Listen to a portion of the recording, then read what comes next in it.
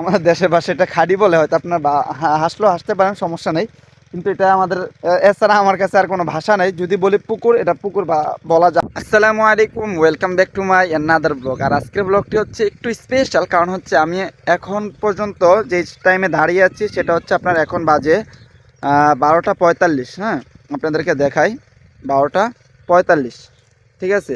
12টা 45 বাজে, কিন্তু এখন পর্যন্ত আমি গ্রামের মধ্যে দুপুরের ফিলটা এখন পর্যন্ত পাচ্ছি না। আমি সকালের ফিলটাই পাচ্ছি, কিন্তু বেলা গড়িয়ে আপনার দুপুর হয়ে গেছে, আর মাত্র 15 মিনিট বাকি আছে জোহরের আজান দেওয়ার জন্য।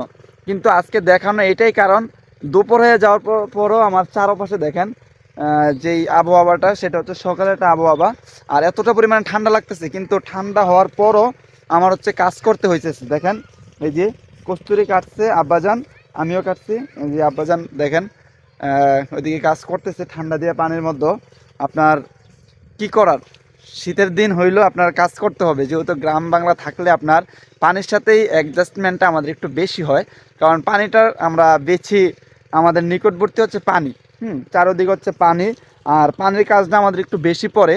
আর আপনাদেরকে একটু দেখাই, এই চারপাশে হচ্ছে পানি, আর এই কস্তুরি হচ্ছে, এগুলো আমাদের দেশের ভাষা বলা হয় কস্তুরি।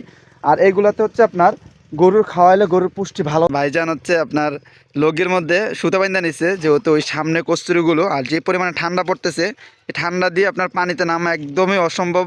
হ্যাঁ, এটার জন্য হচ্ছে একটা টিক্স খাটিয়ে আপনার এই কাজটা করতেছে। তো এরকম কাজ এর আগে আপনারা দেখছেন কিনা জানি না। তো এটা কিন্তু খুবই কেয়ারফুলিভাবে টান দিতে হচ্ছে, কারণ যদি লগিটা ছুটা যায় তাহলে আবার দ্বিতীয়বার রিপিট করতে হবে। কারণ এইসব পরিস্থিতিতে আপনার দ্বিতীয়বার রিপিট করাটা ভালো লাগে না। জি কাকা যান, ওই দেখেন আপনারা এক টানে আপনার পুরা ফুল কস্তুরির যে একটা ঝাপটি ছিল, এটা মোটামুটি আইসা পড়তেছে। হ্যাঁ, এটা একটা আপনার সুন্দর একটা পলিটিক্স খাটিয়ে নিছে। আর এদিকে কিন্তু অনেকেই আপনার এই যে আমার দাদা যান, আব্বা যান, সবাই হচ্ছে আপনার কস্তুরি কাটতেছে ঠান্ডা দিয়ে। তো দেখেন কস্তুরিগুলো একদমই নিকটবর্তী আইসা পড়ছে আমাদের। তো আপনাদের কাছে কেমন লাগলো, এটা হচ্ছে গরুর খাওয়ানোর জন্য হচ্ছে একটা খাবার আর কি। তো আপনাদের কাছে কেমন লাগলো, এটা হচ্ছে আমাদের খেরের বিকল্প যে খাবারটা আমরা খাওয়াই। কারণ খেরের যে পরিমাণ দাম আপনারা জানেন, বাজার দর অনেক বেশি। দেখেন আপনার কস্তুরিগুলো একদমই ইনটেক বলা যায়। হ্যাঁ, একদমই তরতাজা কস্তুরিগুলো। তা আপনাদের কাছে কেমন লাগলো এই পলিটিক্সটা।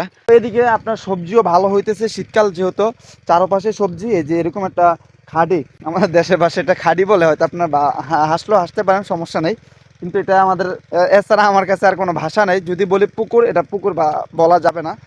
তো যাই হোক, এটাতে দেখেন এই জায়গাটা পর্যন্ত আপনার বিলুপ্ত থাকেনি কোনো ফসল ছাড়া, সবাই ফসল গুনায় দিয়েছে। এটা হচ্ছে আপনার চাল কুমড়া রোপণ করা হয়েছে।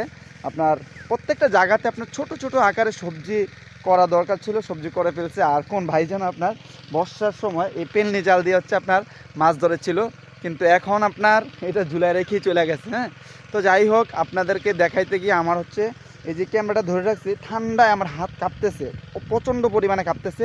তো যাই হোক, ভিডিওটা আপনাদের কাছে কেমন লাগলো, যে দুপুর হওয়ার পরও এখন আমি শীতের ফিলিংসটা পাচ্ছি। হ্যাঁ, সকালে যে ফিলিংস সেটা পাওয়া যাচ্ছে। তো কেমন লাগলো আমাদের ভিলেজটা। আসসালামু আলাইকুম।